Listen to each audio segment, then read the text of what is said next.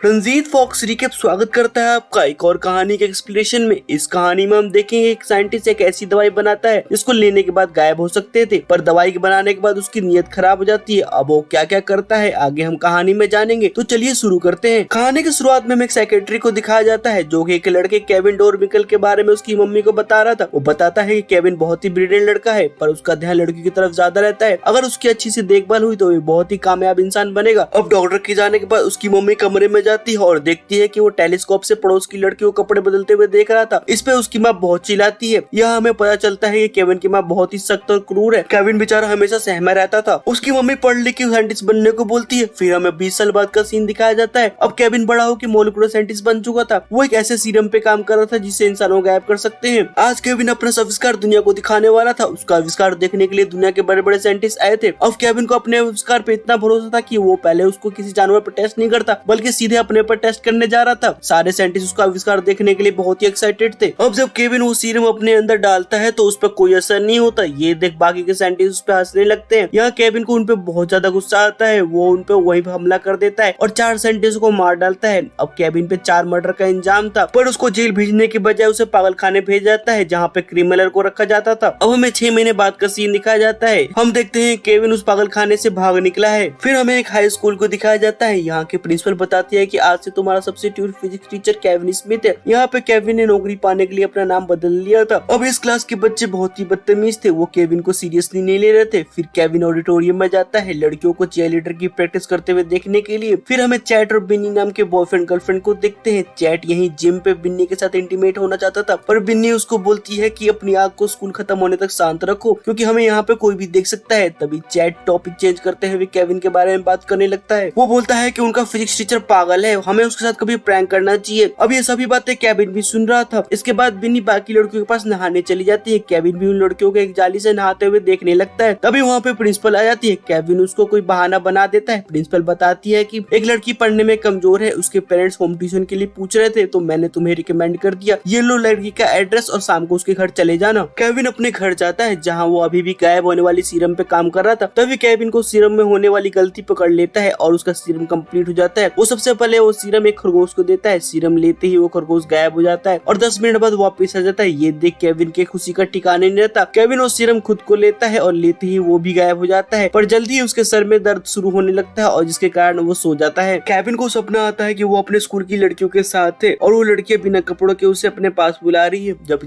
Kevin की आँख खुलती है तो उसका सर भारी भारी सा हो रहा था और उसका मन और भी सीरम लेने को कर रहा था। तभी उसको याद आता है कि प्रिंसिपल ने उसे एक लड़की का एड्रेस दिया है और उसे इसके घर जाना था। केविन फिर से वो सीरम अपने अंदर डाल लेता है और उस लड़की के घर पहुंच जाता है। पहले तो वो उसकी पैंटी से खेलता है, फिर उस लड़की के सारे कपड़े उतार देता है। अब अगले दिन स्कूल में केविन क्लास की तैयारी कर रहा था। तभी उसकी क्लास की एक लड़की विक्की उसके पास आती है और अपने शरीर के बदले अच्छे मार्क्स के लिए पूछती है। केविन तो यहाँ डर जाता है, पर उस लड़की को ना भी नहीं बोलता। अब क्लास में और भी बच्चे आ जाते हैं और क्लास शुरू हो जाती है। अब क्लास में सारे बच्चे पेन बना के एक साथ बुक नीचे गिरा देते हैं। इससे केविन बहुत ज्यादा डर जाता है। यहाँ पे सारे बच्चे केविन पे हंसने लगते हैं। केविन को यहाँ पे अपना बचपन याद आ जाता है क्योंकि उसकी मम्मी और डॉक्टर भी उस पर हंसा करते थे। अब अगले सीन में चैट को प्रिंसिपल अपने रूम में बुलाती है। प्रिंसिपल चैट को कहती है कि तुम्हारे इंग्लिश में अच्छे नंबर नहीं आए, अगर तुम्हारा यही हाल रहा तो हम तुम्हें किसी भी यूनिवर्सिटी के लिए रिकमेंड नहीं कर पाएंगे। प्रिंसिपल अपने शर्ट का बटन उतारने लगती है और चैट को सेड्यूस करने लगती है। वो बोलती है कि अच्छे मार्क्स चाहिए तो तुम्हें कुछ देना पड़ेगा। अब चैट को भी अच्छे मार्क्स चाहिए थे, इसलिए वो प्रिंसिपल को मना नहीं कर पाता। फिर हम देखते हैं कि चीयरलीडर प्रैक्टिस करने के बाद नहाने के लिए जा रहे थे। वो आपस में डिस्कस कर रही थी कि केविन का बिहेवियर बहुत ही अजीब है। फिर वो नहाने लगती है। केविन भी उनको नहाते हुए देख रहा था और वो कुछ लड़कियों को टच भी करता है। अब घर जाके केविन सपना देखता है कि उनका सेक्रेटरी बोल रहा था कि केविन बड़ा होकर बहुत सारी लड़कियों को बेरहमी से मारेगा। अब अगले दिन केविन क्लास में पढ़ा रहा था। तभी प्रिंसिपल उसके क्लास में आती है और उसको अपने रूम में बुलाती है। प्रिंसिपल जो पहले ही बहुत सारे लड़कों को सेड्यूस कर चुकी थी, अब केविन को भी सेड्यूस करने की कोशिश करने लगती है। वो उसको इम्प्रेस करने के लिए उसके सामने उल्टी सीधी हरकतें करने लगती है और केविन को ये सब बहुत ही अजीब लगता है। वो वहाँ से जाने लगता है, पर प्रिंसिपल उसको रोक लेती है और कहती है कि तुम्हारे ड्रॉर से मुझे सर्जिकल सीजर मिला है, अगर तुम राजी नहीं हुए तो मैं पुलिस को बुलाऊंगी। अब केविन घबरा जाता है और प्रिंसिपल के पास जाने लगता है। वो प्रिंसिपल को उसी सीजर से मार डालता है। अब वो वहाँ से अपने क्लास की तरफ आता है तो उसकी क्लास ने पहले से एक प्रैंक सेट करके रखा था जिसमें उसके ऊपर बहुत सारा पानी गिर जाता है। यहाँ दवाई की वजह से उसका दिमाग पहले ही ठीक नहीं था। अब इस घटना से वो पूरी तरह पागल हो जाता है। वो इसका बदला लेने का ठान लेता है। वो सबसे पहले स्कूल का मेन गेट लॉक कर देता है। फिर वो सीरम अपने शरीर में डालता है। सबसे पहले वो लड़की के मुंह में बर्गर ठूसने लगता है और जब तक ठूसता है जब तक उसकी जान नहीं चली जाती। फिर वो उसकी गर्लफ्रेंड का पीछा करने लगता है। पहले तो वो उसके सारे कपड़े उतारता है, फिर उसका गला घोट के मार देता है। फिर वो सीढ़ियों से नीचे जाने लगता है। वो पागलों की तरह हंस रहा था। नीचे उसका और 2 शिकार मिल जाते हैं। वो एक लड़की को तो